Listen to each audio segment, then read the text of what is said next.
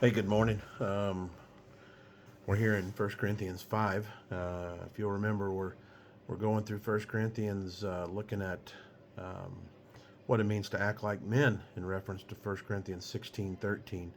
One of the final passages or final charges that Paul gave to the church in Corinth was to act like men in First Corinthians 16:13. So we're looking at First Corinthians in light of what it means to act like men. In First Corinthians 5, uh, uh, specifically talks about sexual immorality and different aspects of it. The first one is fascinating.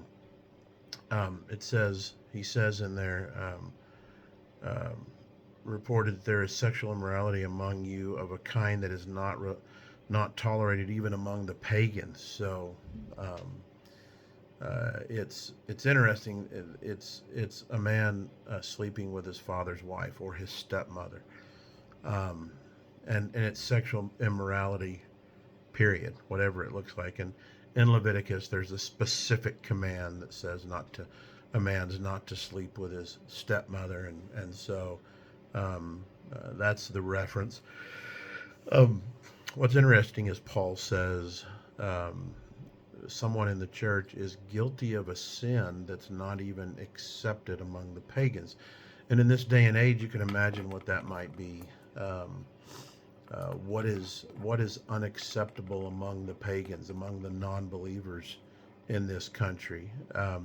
Well, some of the things that are acceptable are abortion, homosexuality, transgenderism, all the different ideologies that are acceptable among the non-believers in this world. That's actually permeating Christianity. What is something that's not acceptable among the non-believers of this world? And to be real honest, I can't come up with something. I can't think of anything that egregious that not even the immoral people in this world would be acceptable.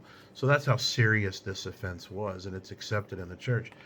He goes on in 1 Corinthians 5, talks about how he's already pronounced judgment on this particular person, and that he wants the people of the church to ostracize him or put him out of the church.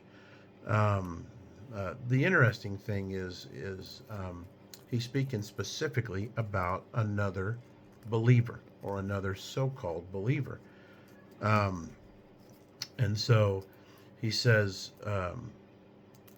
in just a little bit in 5, he's not talking about the unbelievers. He says you're not to. But now I'm writing to you to not associate with anyone who bears the name of brother if he is guilty of sexual immorality, greed, idolatry, um, a reviler, a drunkard, a swindler, not even to eat with such a person.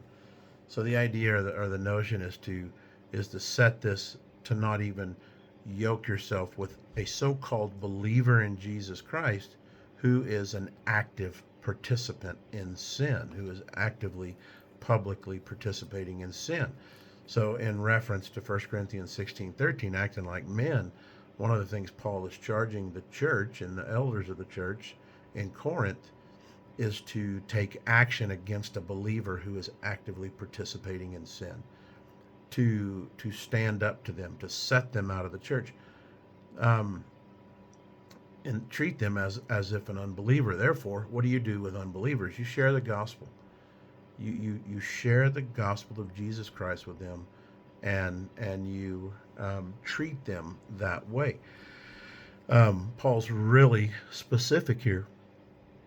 This is one of the um, sections where we are to judge rightly. We know if we go look at First John, I'm sorry, John, uh, Jesus actually says to believers, judge rightly. Don't judge with wrong judgment, but judge rightly with godly judgment.